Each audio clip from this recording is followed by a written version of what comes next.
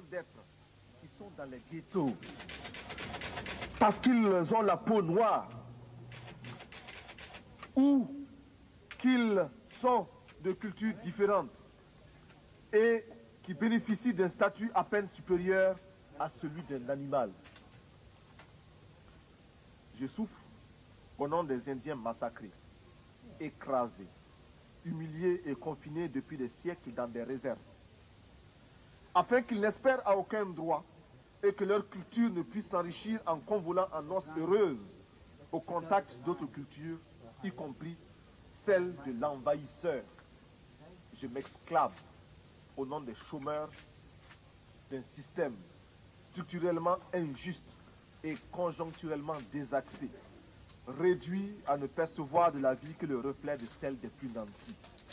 Je parle au nom des femmes du monde entier qui souffrent d'un système d'exploitation imposé par les mâles.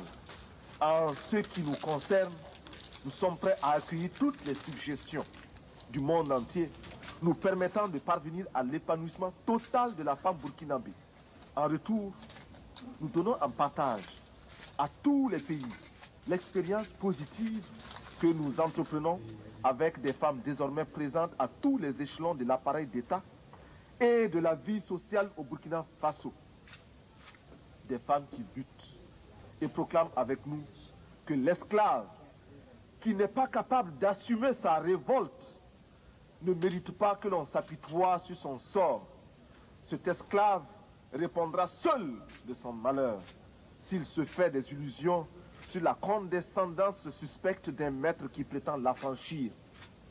Seule la lutte libère.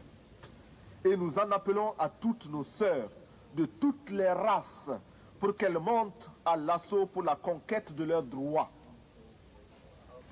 Je parle au nom des mères de nos pays démunis qui voient mourir leurs enfants de paludisme ou de diarrhée, ignorant qu'il existe pour les sauver des moyens simples que la science des multinationales ne leur offre pas, préférant investir dans les laboratoires de cosmétiques et dans la chirurgie esthétique pour les caprices de quelques femmes ou d'hommes dont la coquetterie est menacée par les excès de calories de leurs repas trop riches et d'une régularité à vous donner, non, plutôt à nous donner, à nous autres du Sahel, le vertige.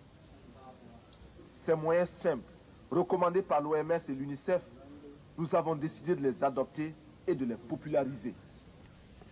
Je parle au nom des artistes, poètes, peintres, sculpteurs, musiciens, acteurs, etc. Hommes de bien qui voient leur art se prostituer par l'alchimie des prestidigitations du show business. J'écris au nom des journalistes qui sont réduits soit au silence, soit au mensonge pour ne pas subir les dures lois du chômage. Je proteste au nom des sportifs du monde entier dont les muscles sont exploités par les systèmes politiques ou les négociants de l'esclavage moderne des stades.